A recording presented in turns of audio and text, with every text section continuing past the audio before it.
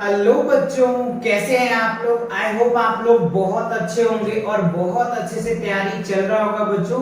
तो last lecture जो था चैप्टर फर्स्ट रियल नंबर, मैंने आपको वन शॉट लेक्चर कंप्लीट करवाया था। अगर आपने वो नहीं देखा है तो चैनल पे विजिट करके प्लेलिस्ट सेक्शन को चेकआउट कर सकते हैं, राइट। तो आज हम कवर करने वाले हैं बच्चों पॉलिनोमियल, राइट। तो पॉलिनोमियल जो है ना, आपने 9th स्टैंडर्ड में भी पढ़ा होगा कि पॉलिनोमियल्स क्या होता है, राइट। पॉलिनोमियल्स को जनरली दो पार्ट्स में डिवाइड किया जाता है, एक टर्म के अकॉर्डिंग और एक जो होता है पावर या डिग्री के अकॉर्डिंग डिफाइन किया जाता है, राइट। तो देखो, सबसे पहले हम समझेंगे कि पॉलिनोमियल्स होता है क्या। तो मैंने एक छोटा सा डेफिनेशन लिखा है, it is a chain of term more than 3 terms are called polynomials.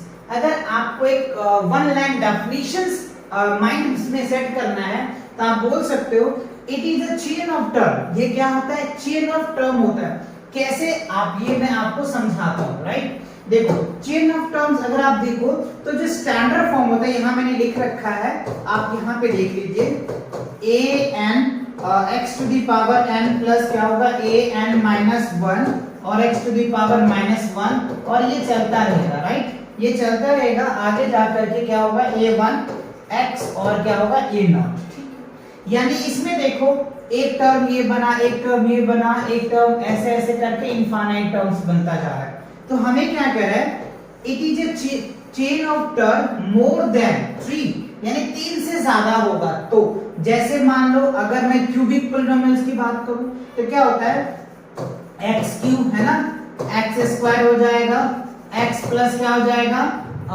C x square हो गया एक्स, और यहाँ पे कोई भी मान लो हम वाई ले लेते हैं, कुछ भी ऐसे वैल्यू, राइट। ये स्टैंडर्ड फॉर्म में लिख देता हूँ आपको। स्टैंडर्ड फॉर्म आप अच्छे से समझ पाएंगे इनका क्यूबिक का, वो मैं आपको समझाता हूँ। देखो, स्टैंडर्ड फॉर्म लिखना है, मैं कलर चेंज कर देता हूँ। देखो, अगर मैं स्टैंडर्ड फॉर्म लिखूं, A X cube B X square C X plus D, ये क्या होता है, क्यूबिक होता है ना, जिसका हाईएस्ट पावर 3 होता है। और अगर मैं आपको स्क्वायर का बात करूं तो क्या होता है, ए एक्स स्क्वायर होता है, बी एक्स होता है और सी। यहाँ पे ये ध्यान रखना, a does not equals to 0 होता है, यहाँ पे भी a does not equals to 0 है ना। ये होता है स्क्वायर, ये होता है क्यूबिक। तो यहाँ पे कह रहा है चेन होता है मोर देन 3 टर्म्स, 3 से ज्यादा टर्म्स होगा तो हम उसको क्या बोल देते हैं, पॉलिनोमियल्स बोलते हैं। तो पॉलिनोमियल का बेसिक आपको समझ में आ गया। वैसे आपने 9th में और भी डिटेल्स पढ़ा होगा, है ना, उसी के अकॉर्डिंग है, ये तो बहुत बेसिक है।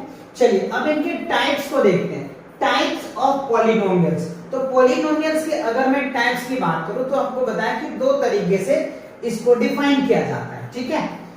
एक मिनट, इसका डिफाइन मैंने इस पे नोट नहीं किया, मैं आपको दिखाता हूं। देखो, इसको दो, एक क्या होता है, टर्म के अकॉर्डिंग होता है, TERM टर्म, जो आपने 9th में पढ़ा होगा, और एक होता है पावर, है ना, पावर के अकॉर्डिंग होता है, हाईएस्ट पावर जिसको बोलते हैं। अगर एक टर्म्स होता है तो एक टर्म्स को हम लोग क्या बोलते हैं, मोनोमियल्स। क्या बोलते हैं, मोनोमियल्स, पॉलिनोमियल्स। और अगर 2 टर्म्स होता है तो क्या बोलते हैं, बाइनोमियल। क्या बोलते हैं, बाइनोमियल पॉलिनोमियल्स हो जाएगा, ठीक है। अच्छा, और अगर 3 टर्म्स होगा तो ट्राइनोमियल्स। क्या होता है, ट्राइनोमियल, ठीक है।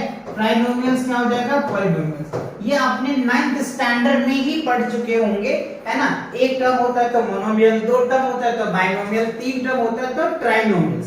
मैं ये मान के चल रहा हूं कि आपको बेसिक पता नहीं है, इसलिए मैं ये बेसिक पार्ट्स आपको करा रहा हूं। और अगर आपको ये चीज पता है तो आप वीडियो के स्किप करके भी आगे बढ़ सकते हो, आगे के कॉन्सेप्ट देख सकते हो, है ना। चलिए, तो ये बात आपको समझ में आ गया, मोनोमियल, बाइनोमियल, ट्राइनोमियल। अच्छा, अब अगर इसकी बात करूं तो देखो, इसमें क्या होता है, पावर की बात होती है ना, एक्सपोनेंट्स की बात होती है। तो इसमें अगर पावर 1 होता है ना तो लीनियर पॉलिनोमियल बोलते हैं। क्या बोलते हैं, LINEAR, लीनियर पॉलिनोमियल्स हो जाएगा। और अगर पावर्स 2 होता है तो क्वाड्रेटिक बोलते हैं। क्या बोलते हैं, क्वाड्रेटिक पॉलिनोमियल्स होता है, ठीक है। और अगर 3 होता है तो क्या बोलते हैं, क्यूबिक। क्या बोलते हैं, क्यूबिक पॉलिनोमियल्स होता है। बाय समझ में आया। और अगर 4 होगा तो बाय क्वाड्रेटिक पॉलिनोमियल्स बोलते हैं। 5 होता है तो 3 से ज्यादा का भी हमने आपको बता दिया, सभी को आप पॉलिनोमियल्स बोल दो। ठीक है, ये बेसिक पार्ट था जो आपको क्लियर हो गया। चलिए अब आगे बढ़ते हैं। अब देखो इस पे एक क्वेश्चन दे रखा है आपको, प्रैक्टिस क्वेश्चंस है, राइट? क्या है questions? If the zeros of quadratic, आप ध्यान देना, if the zeros of quadratic polynomials are, ये आपको zeros दिया हुआ है, then the polynomials can be। अच्छा ये बच्चों देखो सीबीएसई में पूछा गया क्वेश्चन था, ये क्या है सीबीएसई में आपको पूछा गया क्वेश्चन है, तो इसमें आपको बताना है इसमें से कौन हो सकता है। तो आपको क्या करना होगा बच्चों, पहले तो इनको आप चाहो तो दो तरीके से कर सकते हो, एक तो आप इनको सॉल्व करके निकाल सकते हो या इसकी वैल्यू पुट कर दो, वो भी आपका हो सकता है। तो चलो मैं आपको ए पार्ट में पुट करके दिखाता हूं। px की जो वैल्यू दे रखा है आपको x² प्लस x प्लस 1 है, तो अगर मैं इसमें 1 पुट कर दूं, 1 पुट करूंगा तो क्या निकल के आ जाएगा, देखो 1 1 और 1, ये क्या हो गया 3, ये तो नहीं होगा, जीरोस आना चाहिए ना। अगर हम 1 की वैल्यू पुट कर देंगे 0 आएगा, वो वैल्यू होगा। अच्छा अब b को चेक कर लो आप, b में देखो क्या है x² माइनस 2x प्लस 1 दे रखा है, तो ये जो 1 1 है ना वो x की वैल्यू है, यहाँ आप 1 रखें, 1 का स्क्वायर 2 into 1 प्लस 1, तो यहाँ पे सॉल्व करोगे तो क्या होगा 1 माइनस 2 प्लस 1, ठीक है, तो हो जाएगा 2 माइनस 2, क्या आ गया 0। देखो ये जीरोस आ गए, इसका मतलब ये करेक्ट है, यानी ये b है, b को अगर आप सॉल्व करोगे ना क्वाड्रेटिक इक्वेशंस को, x² माइनस 2x प्लस 1, तो इसका जो रिजल्ट आएगा ना 1 1 आएगा, ठीक है। इसमें देखो भी नहीं आएगा 1 और ये हो जाएगा 3 और ये 4, ये भी नहीं होगा, ये भी नहीं होगा। तो आप जब ऐसे क्वेश्चन को बच्चों प्रैक्टिस करोगे ना तो सॉल्व करने की जरूरत नहीं पड़ेगा, आप डायरेक्ट सॉल्व कर सकते हो। देखो अगर मैं आपको डायरेक्ट बताऊं तो यहाँ मैं 1 1 पुट करता 1 और ये हो जाएगा 1 1 1 2 और 2 माइनस 2 0, तो 0 आ गया, यानी ये हमारा पार्ट करेक्ट है। बात समझ आए कि नहीं यार? तो ऐसे क्वेश्चन आपको 1 मार्क्स में देखने को मिल सकता है, तो आप इस तरह के क्वेश्चन को प्रैक्टिस जरूर कर लेना। क्लियर? चलिए आगे बढ़ते हैं। अब देखो कह रहे हैं लीनियर पॉलिनोमियल्स क्या होता है। अभी हमने आपको समझाया जिसका हाईएस्ट पावर 1 होता है उनको हम लोग लीनियर पॉलिनोमियल्स बोलते हैं, ठीक है। और इसका जो ग्राफ होता है वो स्ट्रेट लाइन होता है। मैं इसका कुछ पॉइंट्स लिख रखा हूं जो आपका टाइम कम लगे और आप ज्यादा से ज्यादा चीजें को समझ पाओगे। सबसे पहले हमने क्या बोला, हाईएस्ट पावर क्या होता है इसका 1 होता है लीनियर का, HIGEST हाईएस्ट पावर। तो देखो हाईएस्ट पावर कितना होता है 1 होता है, उसको हम लोग क्या बोलते हैं लीनियर पॉलिनोमियल्स, ठीक है। आप यहाँ पे देख पा रहे होंगे स्टैंडर्ड फॉर्म। स्टैंडर्ड फॉर्म क्या होता है ax plus b equals to 0 where a does not equals to 0। अगर मान लो a 0 होगा ये तो कांस्टेंट बन जाएगा ना, तो ये ध्यान रखना, ये लिखना जरूरी है a does not equals to 0, ठीक है। अच्छा अब देखो लीनियर पॉलिनोमियल्स क्या होता है, can have at most 1 roots होता है, या फिर आप जीरोस कह सकते हैं। आपसे क्वेश्चन पूछा जा सकता है कि चलो बताओ लीनियर पॉलिनोमियल का कितने जीरोस होते हैं, तो कितने होते हैं बच्चों 1 होते हैं। या फिर आपको ऐसे पूछा जाता है कि लीनियर पॉलिनोमियल्स का कितने रूट्स होते हैं, तो ऊपर भी आप a1 ही बोलेंगे, क्योंकि देखो रूट और जीरोस दोनों एक ही है, वर्डिंग थोड़ा सा अलग है, तो आप कंफ्यूज मत होना। रूट्स है इसका मतलब भी 0 है, अगर 0 है उसका मतलब भी रूट है, ठीक है। अच्छा फिर क्या है zeros of the linear polynomials क्या हो जाएगा -b अपॉन में a, यानी कांस्टेंट टर्म अपॉन में कोएफिशिएंट ऑफ x होता है। लेट्स सी, जैसे देखो ax plus b equals to क्या होता है 0, ठीक। तो अब अगर b को उधर लेके जाओगे तो क्या हो जाएगा माइनस का b, और x के साथ क्या रिलेशन है मल्टीप्लिकेशन का, और दूसरे साइड जाएगा तो डिवाइड का हो जाएगा, तो x बराबर क्या होगा -b अपॉन में a आ जाएगा। तो ये आपका देखो x की वैल्यू निकल के आ गया, वही तो मैंने यहाँ पे निकाला है, ठीक है। अब देखो ये कांस्टेंट टर्म, देखो यहाँ पे b क्या है कांस्टेंट टर्म है ना, कांस्टेंट टर्म ये देखो ना, ये क्या होता है कांस्टेंट टर्म ही तो होता है बच्चों, और ये होता है वेरिएबल कोएफिशिएंट होता है, ये क्या होता है कोएफिशिएंट होता है, COEFFICIENT कोएफिशिएंट होता है, वही मैंने लिखा है कोएफिशिएंट, राइट। तो ये a जो है किसका कोफिशिएंट है, x का कोफिशिएंट है, तो x का कोफिशिएंट हो जाएगा, वही मैंने लिखा कोफिशिएंट ऑफ x और यहां लिखा कांस्टेंट टर्म, राइट। तो बात समझ में आया, क्लियर हुआ। अच्छा अब आते हैं ग्राफ की बात। तो ग्राफ जो होता है ना बच्चों लीनियर पॉलिनोमियल का, इट्स स्ट्रेट लाइन ग्राफ होता है। क्या होता है, स्ट्रेट लाइन ग्राफ होता है। दैट इज इसकी वैल्यू की मैं बात करूं तो y बराबर क्या होगा, ax प्लस b हो जाएगा। क्या होगा, ax प्लस b आ जाएगा, ठीक है। और अगर मैं कोऑर्डिनेट की बात करूं, अगर मैं कोऑर्डिनेट की बात करूं तो कोऑर्डिनेट क्या होगा, माइनस b अपॉन a और क्या हो जाएगा 0। x की वैल्यू होगा y तो 0 हो जाएगा ना, that is called coordinate. Understand your note. तो ये बात आपको अच्छे से क्लियर हो गया, समझ में आया। आप इनको स्क्रीनशॉट ले लो बच्चों, ठीक है, जिससे कि आप बहुत काम की चीजें हैं, आपको एकदम रिवीजन हो जाएगा, एकदम डिटेल्स क्लियर। चलो आगे बढ़ते हैं। अब देखो कर रहे क्वाड्रेटिक पॉलिनोमियल्स, राइट। क्या है क्वाड्रेटिक पॉलिनोमियल्स, क्या होता है इसे हमें समझना है। तो देखो क्वाड्रेटिक पॉलिनोमियल की अगर बच्चों में बात करूं तो इसमें क्या होता है, सिंपल हाईएस्ट पावर जो होता है 2 होता है, उसको हम लोग बोलते हैं क्वाड्रेटिक पॉलिनोमियल, क्लियर है। अब देखो इसका भी मैंने पॉइंट्स लिखा है जिससे कि कम टाइम में ज्यादा चीजें मैं आपके साथ डिस्कस कर पाऊं। देखो स्टैंडर्ड फॉर्म्स क्या होता है, स्टैंडर्ड फॉर्म की अगर बच्चों में बात करूं तो ax square bx plus c equals to 0 where a does not equals to क्या होता है 0। ये बात आपको ध्यान रखना है, ठीक है। तो ये बातें क्लियर हो गए, ओके। अब देखो quadratic polynomials can have at most 2 roots होता है, यानी क्वाड्रेटिक पॉलिनोमियल्स के 2 रूट्स होते हैं, एक अल्फा होता है और एक बीटा होता है, 2 रूट्स होता है, या फिर आप 2 जीरोस भी कह सकते हैं। जैसे देखो अल्फा होता है और एक बीटा होता है, ठीक है, 2 रूट्स होते हैं, ठीक है। ये बात क्लियर हुआ। अच्छा इट हैज 2 जीरोस, यहां मैंने लिख रखा है अल्फा और क्या होता है बच्चों बीटा, 2 रूट्स होते हैं, क्लियर हुआ, okay. It's graph is parabola. अब इसका जो ग्राफ होता है वो पैराबोला होता है, राइट। देखो आपको ये पैराबोला होता है। वैसे आप 11th में पढ़ेंगे पैराबोला भी 4 टाइप्स के होते हैं, अपवर्ड पैराबोला होता है, डाउनवर्ड पैराबोला होता है, राइट हैंड पैराबोला होता है, लेफ्ट हैंड पैराबोला होता है, 4 टाइप के पैराबोला भी होते हैं। इसके ग्राफ कुछ ऐसे होते हैं, ये हो गया अपवर्ड पैराबोला, ये हो जाएगा डाउनवर्ड पैराबोला, ये हो जाएगा left hand parabola, right hand parabola और ये हो जाएगा लेफ्ट हैंड पैराबोला, राइट। समझ में आया। तो 4 तरह का होता है, ये 11th में आप समझेंगे। अभी आपको ये ऑब्जेक्टिव टाइप के क्वेश्चन में पूछा जा सकता है कि क्वाड्रेटिक पॉलिनोमियल का जो ग्राफ होता है वो कैसा होता है, तो पैराबोला होता है, क्लियर हुआ।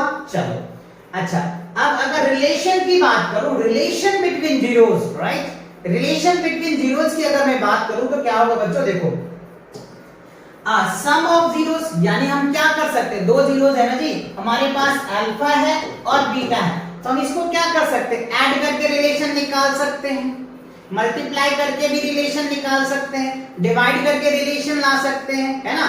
तो हमें 2 रिलेशन दे रखा है, एडिशन पता है हमें, मल्टीप्लिकेशन पता है, तो बाकी के रिलेशन हम आसानी से निकाल सकते हैं with the help of question के थ्रू, है ना। जनरली हमें 2 जो है रिलेशन याद रखने होते हैं, सम ऑफ जीरोस, राइट। तो sum of zeros minus b upon में a या फिर कोफिशिएंट ऑफ x। तो ध्यान दो b कहां है, देखो कोफिशिएंट ऑफ x है, अभी समझाया था ना मैंने, कोफिशिएंट ऑफ x है या नहीं समझाया था, क्लियर किया था, दैट्स गुड। तो ये कोफिशिएंट ऑफ x लिख दिया और उसके बाद हमने क्या लिखा, कोफिशिएंट ऑफ x स्क्वायर, यानी a जो है वो किसका है, कोफिशिएंट ऑफ x स्क्वायर का। तो देखो x स्क्वायर का कोफिशिएंट क्या है, a है, x का कोफिशिएंट b है और c तो कांस्टेंट टर्म है, तो ये आपको याद रखना है, ठीक है। अच्छा अब देखो कह रहा है product of zeros, product of zeros alpha into beta, तो c अपॉन में, c क्या है, कांस्टेंट टर्म है, तो यहां मैंने लिखा कांस्टेंट टर्म, ठीक है।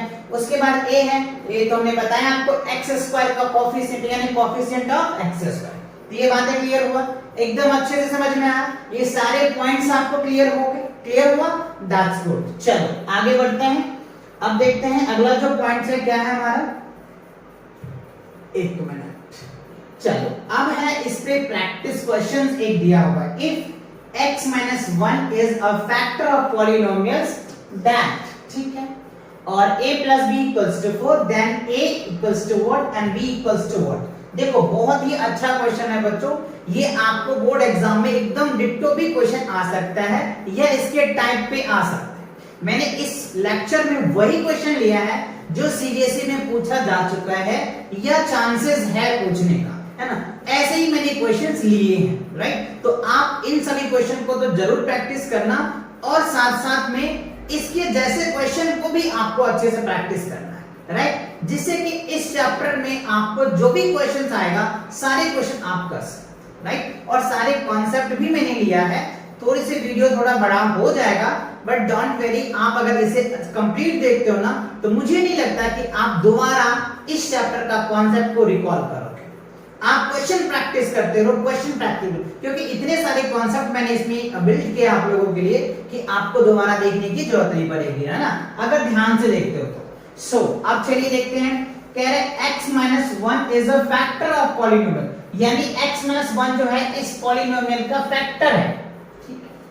तो चलो, तो यहाँ पे अगर हम ये कहते हैं कि gx बराबर क्या है x - 1, तो x - 1 बराबर क्या होगा 0, तो x की वैल्यू क्या आ गया 1 आ गया, ठीक है। तो x की वैल्यू हमने 1 लिखा था।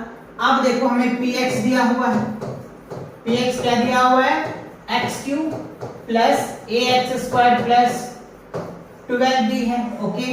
अब अगर मैं यहाँ पे x की वैल्यू पुट कर दूं तो 1 का क्यूब प्लस a इंटू 1 का स्क्वायर प्लस क्या हो जाएगा 2b, ठीक है। अब यहाँ 1 प्लस क्या होगा a और प्लस क्या हो जाएगा 2b, या फिर दैट इज ऐसे लिख सकते हैं a plus 2b equals to क्या होगा माइनस का 1। ये आपका इक्वेशन फर्स्ट हो गया। और अब आप यहाँ पे देखो a plus b equals to क्या दिया हुआ है 4 दिया हुआ है, ठीक है। तो a plus b equal to क्या दिया हुआ है 4, ये हो गया आपका इक्वेशन सेकेंड हो गया, ठीक है। तो अब हम यहां से क्या कर सकते हैं, a और b की वैल्यू निकाल सकते हैं। ये तो पूछ रहा है साइन चेंज कर दो, कर दिया सर, ये कैंसिल्स, तो 2b में से 1 भी जाएगा तो क्या होगा b आ जाएगा, और ये क्या होगा माइनस का 5 हो जाएगा, माइनस का 4 माइनस का 1 माइनस का 5, तो b की वैल्यू क्या निकल के आ गया 5 आ गया, ठीक है। अच्छा, तो b की वैल्यू हमारा माइनस का 5 आ गया। अब a की वैल्यू चाहिए, तो a बराबर क्या होगा 4 माइनस b हो जाएगा, ठीक है। तो 4b और b की वैल्यू क्या है माइनस का 5, तो 4 माइनस माइनस क्या होगा प्लस, तो ये क्या हो गया 9 आ गया। तो फाइनली हमें क्या हुआ a की भी वैल्यू मिल गया, ठीक है। ये क्या हो गया a की वैल्यू भी हमें मिल गया। तो देखो a की वैल्यू कितनी आ गया आपके पास 9 और b की वैल्यू क्या हो गया माइनस का 5, और ये करेक्ट आंसर है।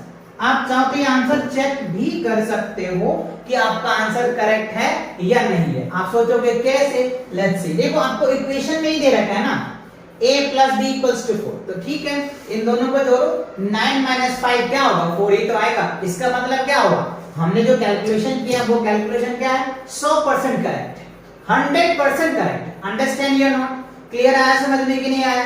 आया तो चैट सेक्शन में लिखो यस सर क्लियर आ गया समझ में, बढ़े आगे, ओके। चलो इसका स्क्रीनशॉट ले लो, ले लिया आपने, ओके। अब देखो, अब क्वेश्चंस आया है प्रैक्टिस का।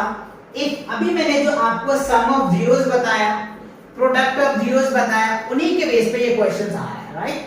देखो ये भी सीबीएसई में पूछा गया क्वेश्चन है बच्चों, if alpha beta are the zeros of quadratic polynomials, ठीक है। यहां पे आपको दे रखा है 5x² plus 5x plus 1, find the values of alpha square plus beta square and alpha minus 1 और beta minus 1, ठीक है। तो हमें क्या करना होगा, सबसे पहले बच्चों इसका हमें सम ऑफ जीरोस और प्रोडक्ट ऑफ जीरोस निकालना, ठीक है। तो देखो सबसे पहले मैं क्या करूंगा, जो पॉलिनोमियल्स दिया हुआ है इसे मैं लिख लेता हूं, 5x² 5x plus 1 आ गया, ठीक है। अच्छा, तो सम ऑफ जीरोस अभी हमने आपको बताया था क्या होता है माइनस बी अपॉन में a, तो b की वैल्यू क्या है 5 और माइनस और a की वैल्यू है 5, तो ये क्या हो गया माइनस का 1 आ गया, ठीक है। अच्छा, प्रोडक्ट ऑफ जीरोस क्या होता है c अपॉन में a होता है, तो c की वैल्यू 1 और a की वैल्यू 5, तो 1/5 आ गया, ठीक है। ये बात हमें क्लियर हो गया, ओके। अच्छा, अब पहला क्वेश्चन हमें कह रहा है अल्फा का स्क्वायर प्लस बीटा का स्क्वायर क्या, ठीक है। तो देखो अल्फा का स्क्वायर प्लस बीटा का स्क्वायर इक्वल्स टू एक आइडेंटिटीज होता है बच्चों सम ऑफ जीरोस, यानी अल्फा प्लस बीटा का square minus 2 into alpha into beta. ये आप लिख लो, एकदम 100% ऐसे क्वेश्चन डेफिनेटली देखने को मिलेगा। आप इसे फॉर्मूला को लिख लो, ठीक है, ये क्लियर हुआ। अच्छा, अब आप यहाँ पे ध्यान से समझिए, सम ऑफ जीरोस क्या दे रखे हैं आपको, माइनस का 1 दिया हुआ है, तो हम माइनस का 1 का स्क्वायर कर लेंगे, माइनस फिर 2, और प्रोडक्ट ऑफ जीरोस क्या निकाला हमने, 1/5 निकाला, तो यहाँ पे 1/5 लिख देंगे, ठीक है।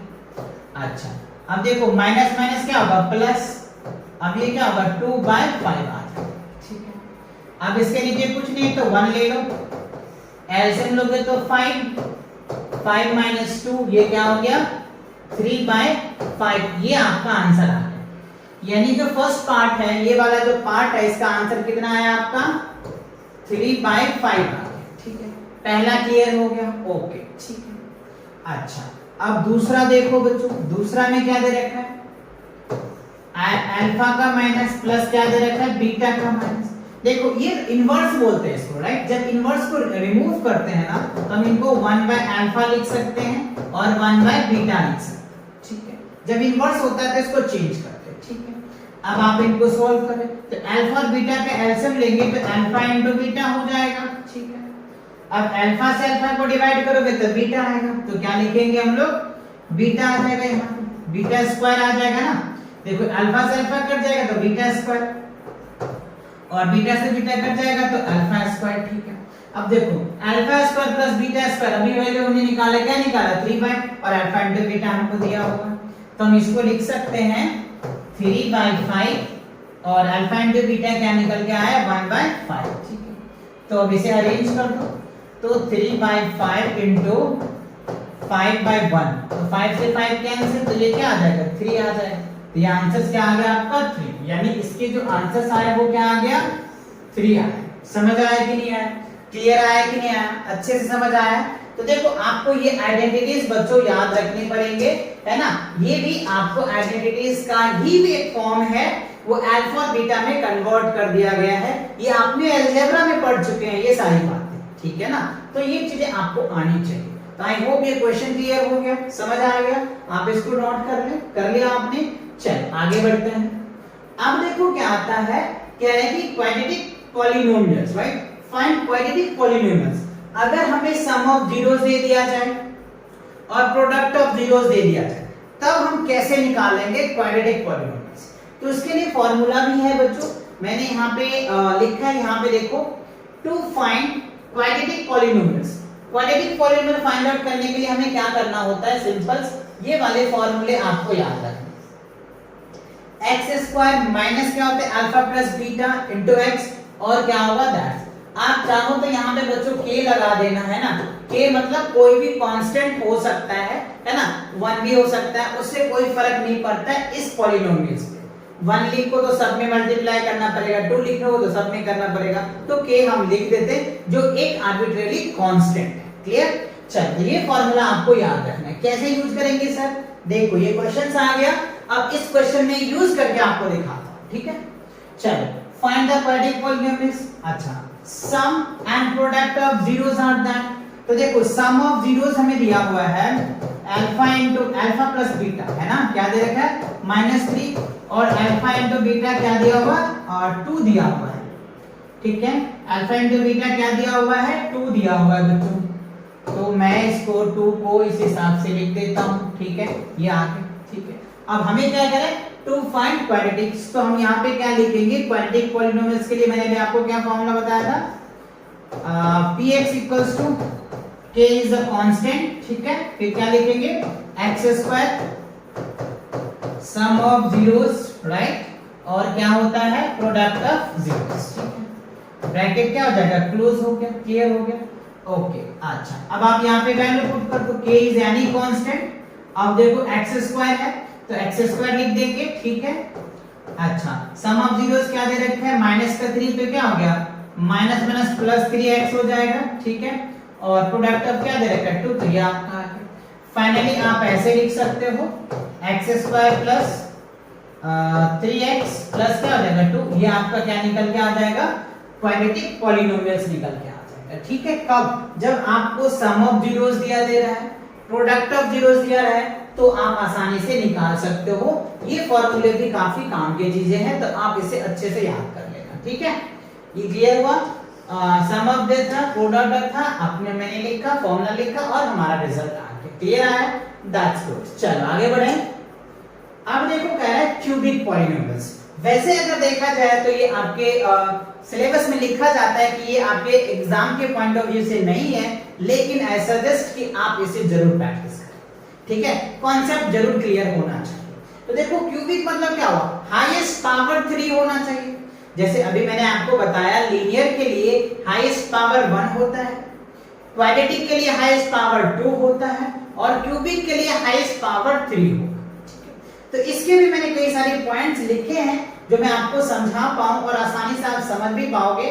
देखो सबसे पहले स्टैंडर्ड फॉर्म की बात करते हैं। तो स्टैंडर्ड फॉर्म में क्या होता है? ax³ bx² cx, ठीक है, plus d where a does not equals to 0। ठीक है, अगर a 0 होता तो ये स्क्वायर बन जाता है ना? समझ रहे हो बात को? ठीक है। Cubic polynomials have at most 3 roots. Cubic polynomial में कितने होते हैं? 3 रूट्स होते हैं। जितने पावर्स होंगे ना बच्चों उतने ही रूट्स होंगे, ये ध्यान रखना। जैसे लीनियर में पावर 1 था तो 1 जीरोस था, क्वाड्रेटिक में हाईएस्ट पावर 2 था तो 2 जीरोस था, क्यूबिक में देखो हाईएस्ट पावर 3 है तो 3 जीरोस है ना? 3 रूट्स आप याद कर सकते हो या जीरोस याद कर सकते हो। ठीक है, अच्छा, it has 3 zeros alpha beta and gamma. Alpha beta and gamma 3 zeros होंगे। अच्छा, अब इन 3 जीरो का भी रिलेशन होगा। जैसे हमने 2 जीरोस था तो 2 जीरोस का रिलेशन पढ़ा था, तो उसी तरीके से 3 जीरोस का भी तो रिलेशन होगा ना, डेफिनेटली। तो देखो पहले हमने क्या किया? सम ऑफ जीरोस किया, तो alpha plus beta plus gamma minus B upon A, यानी कोफिशिएंट ऑफ x अपन में क्या होगा? कोफिशिएंट ऑफ x नहीं होगा बच्चों, कोफिशिएंट ऑफ x स्क्वायर होगा यहाँ पे, है ना? एक मिस्टेक है, तो ये ध्यान रखना। Coefficient of x square upon में कोफिशिएंट ऑफ x³ होगा। देखो कोफिशिएंट ऑफ x स्क्वायर का ये है, कोफिशिएंट ऑफ a³ का ये आ जाएगा। ठीक है, तो याद। अच्छा, products of roots taken 2 times, दो एक साथ अगर आता है तो अल्फा इंटू बीटा, मैंने a लिख दिया यहाँ पे, अल्फा है, alpha into beta, beta into gamma, gamma into alpha, c upon a, यानी कोफिशिएंट ऑफ x, कोफिशिएंट यानी यहाँ पे जो है c अपॉन b है ना, तो कोफिशिएंट नहीं आएगा बच्चों, यहाँ पे कांस्टेंट टर्म्स आएगा। क्योंकि अच्छा कोफिशिएंट ऑफ x है बच्चों, क्या है? कोफिशिएंट ऑफ x है, तो आप यहाँ पे इनको x कर ले, है ना? ये स्क्वायर ना ले। ठीक है, कोफिशिएंट ऑफ x अपन में क्या होगा? Coefficient of x³। ठीक है, ये क्लियर हुआ? प्रोडक्ट ऑफ तीनों को अगर एक साथ मल्टीप्लिकेशन करते हैं तो d अपन में a आता है, यानी कांस्टेंट टर्म अपने कोफिशिएंट ऑफ x³। ठीक है, तो ये आपको क्लियर हुआ? आप इन्हें बहुत ध्यान से बच्चों याद करेंगे, आपको बहुत यूजेस देखने को मिलेंगे इसका। ठीक है, क्यूबिक का। तो ये आपने स्क्रीनशॉट ले लिया, क्लियर हो गया? चलो आगे बढ़ते हैं। अब देखो कह रहा है cubic polynomials to find cubic polynomials. तो अभी जो मैंने आपको रिलेशन समझाया था सम ऑफ जीरोस का, सम ऑफ प्रोडक्ट ऑफ 2 जीरोस का और प्रोडक्ट ऑफ 3 जीरोस का, उसके बेस पे ये देखो दिया हुआ है ना? कैसे निकालोगे आप? x³ minus sum of zeros into x² plus sum of 2 zeros into x और सम ऑफ 3 जीरोस आ जाएगा। ठीक है, अब देखो इस पे मैंने एक क्वेश्चन लिखा है, find the cubic polynomial with the sum of zeros, product of zeros and taken 2 times and product of its zeros. तो इसमें तीनों वैल्यू दिया हुआ है, तो मैं आपको लिख करके दिखाता हूं आपको कैसे करना है। देखो alpha plus beta plus gamma जो ये दिया हुआ है क्या होता है?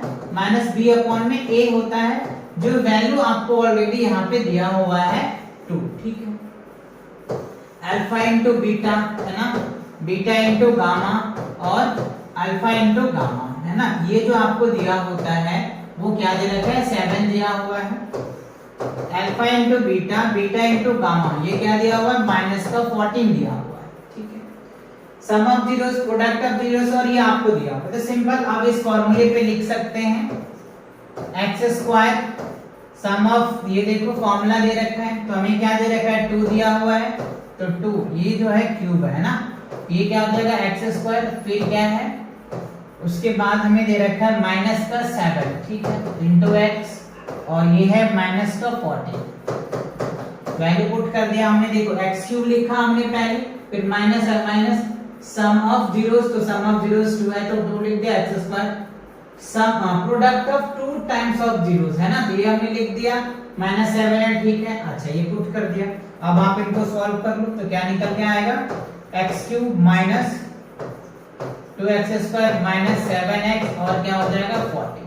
आप चाहो तो कांस्टेंट k लगा दो, क्योंकि वैल्यू कुछ भी हो सकता है, उसे कोई दिक्कत नहीं है, आप सिर्फ k लगा देना है ना, ये आपका क्या हो जाएगा आंसर निकल के, ठीक है। k x cube minus 2x square minus 7x plus 40, right, ये k इज एनी कांस्टेंट। यहाँ तो हमें कुछ समझ नहीं आ रहा है, तो आप यहाँ पे ऐसे लिख सकते हो, वेयर, क्या लिख सकते हो, WHE where k equals to क्या होगा, कोई कांस्टेंट नहीं है तो 1 मान लो, और आप चाहो तो इसको हटा सकते हो, ठीक है। ये हो गया, हमने 1 मान लिया, क्योंकि कुछ हमें समझ नहीं आ रहा है, सब में 1 ही आ रहा होगा, तब तो ये आ रहा है, तो आप सिंपल देयरफॉर लिख सकते हो x cube minus 2x square minus 7x plus क्या हो जाएगा 40। ये आपका क्या निकल के आ जाएगा, आंसर निकल के आ जाएगा। क्लियर आया, समझ आ गया अच्छे से, कोई दिक्कत तो नहीं है ना, दैट्स गुड। चलो आगे बढ़ते हैं।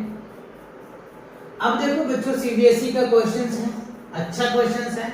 If alpha and beta are zeros of that, इसका जीरोस है, ठीक है, then find the quadratic polynomials, तो आपको निकालना है quadratic polynomials whose zeros are that, ये जीरोस यहां पे दिया हुआ है, तो इस जीरोस के हेल्प से आपको क्वाड्रेटिक पॉलिनोमियल्स निकालना है, ठीक है। तो पहले मैं इसका निकाल ले तो सम ऑफ जीरोस है ना, जैसे कि हमें अल्फा बीटा मिल जाए तो हम इसे यहां यूज कर सकते हैं, ठीक है। तो अब आप यहां पे देखो, जो पॉलिनोमियल्स आपको दिया हुआ है x square minus x minus 2, ठीक है। तो अगर मैं इसका निकालूं सम ऑफ जीरोस तो क्या होता है, माइनस बी अपॉन में a, तो माइनस इंटू माइनस 1 अपॉन में 1, ये क्या होगा 1 आ गया, ठीक है। अच्छा प्रोडक्ट ऑफ जीरोस की बात करूं तो c अपॉन में a, तो c की वैल्यू माइनस का 2 अपॉन में 1, ये क्या होगा माइनस का 2। तो देखो सम ऑफ जीरोस हमें पता चल गया, प्रोडक्ट ऑफ जीरोस पता चल गया, ठीक है। अच्छा अब क्या करेंगे, इस क्वेश्चंस के अकॉर्डिंग अगर मैं निकालूं तो देखो sum of zeros 2 alpha plus क्या हो जाएगा 3 बीटा, और क्या होगा plus 3 alpha plus 2 beta equal क्या होगा, सम ऑफ जीरोस क्या निकाला हमने 1 निकाला है, तो हम यहाँ पे आगे लिख देंगे, ठीक है। पहले इसको सॉल्व कर लेते हैं, ठीक है। तो देखो 2 अल्फा 3 अल्फा क्या हो जाएगा 5 अल्फा, और 3 बीटा 2 बीटा, ये क्या हो जाएगा 5 बीटा, ठीक है। अच्छा अब इसमें देखो 5 कॉमन आ रहा है, तो अल्फा प्लस क्या हो जाएगा बीटा आ गया, तो अब क्या लिखोगे 5, और अल्फा बीटा की सम कितना आया 1 आया है ना, यस 1 आया है, तो ये वैल्यू क्या निकल के आ गया हमारा 5 आ गया, ठीक है। अच्छा अब क्या करना है, प्रोडक्ट ऑफ जीरोस निकालना है, तो 2 alpha plus 3 beta into 3 alpha plus 2 beta, ठीक है। तो प्रोडक्ट ऑफ जीरोस हमने क्या निकाला माइनस का 2, हम बाद में वैल्यू वो पुट कर लेंगे, ठीक है ना, बाद में वैल्यू हम पुट कर लेंगे। चलो इसको अब सॉल्व करते हैं। देखो इससे इसको अगर मल्टीप्लाई करोगे तो क्या हो जाएगा 3 दूनी 6, 6 अल्फा स्क्वायर हो जाएगा। इससे इसको अगर आप मल्टीप्लाई करोगे तो क्या होगा 2 2 जा 4 अल्फा इनटू बीटा आ जाएगा, ठीक है। अब आप इसे इसको मल्टीप्लाई करोगे तो 3 3 जा 9 बीटा स्क्वायर हो जाएगा, और इससे इसको मल्टीप्लाई करोगे तो 3 2 जा 6, अच्छा इससे इसको मल्टीप्लाई करोगे तो 9 अल्फा इनटू बीटा होगा ना बच्चों, है ना, क्या होगा ये, यहाँ पे ध्यान से देखो मिस्टेक नहीं होनी चाहिए। देखो मैंने इससे इसको मल्टीप्लाई किया, फिर इससे इसको किया, ठीक है, इससे इसको किया तो अल्फा इनटू बीटा 3 3 जा 9 अल्फा इनटू बीटा होगा ना, ठीक है, क्लियर हुआ, ओके। अब इससे इसको मल्टीप्लाई करोगे तो 6 अल्फा स्क्वायर हो जाएगा, क्या होगा 6 सॉरी बीटा स्क्वायर होगा बच्चों, क्या होगा बीटा स्क्वायर आ गया, ठीक है। अब हम क्या करते हैं अरेंज कर लेते हैं, 6 alpha square plus 6 beta square plus 4। देखो अल्फा इंटू बीटा क्या दे रखा है, अल्फा इंटू बीटा माइनस का 2 दिया हुआ है, तो अब यहाँ पे माइनस का 2 पुट कर सकते हैं, 9 इंटू माइनस का 2 पुट कर दीजिए। ठीक है, अब आप देखो यहाँ पे 6 कॉमन ले लो इस दोनों में, तो क्या हो जाएगा अल्फा का स्क्वायर प्लस बीटा का स्क्वायर, और इसको सॉल्व कर लो, ये क्या होगा माइनस का 8 और ये माइनस का 18 आ जाएगा। ठीक है, क्लियर हुआ।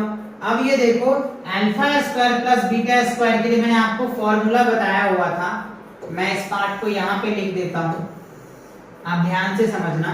6 अल्फा प्लस बीटा का क्या होता है, फॉर्मूला मैंने आपको बताया था, अल्फा प्लस बीटा का whole square minus 2 into alpha into beta होता है। ठीक है ना।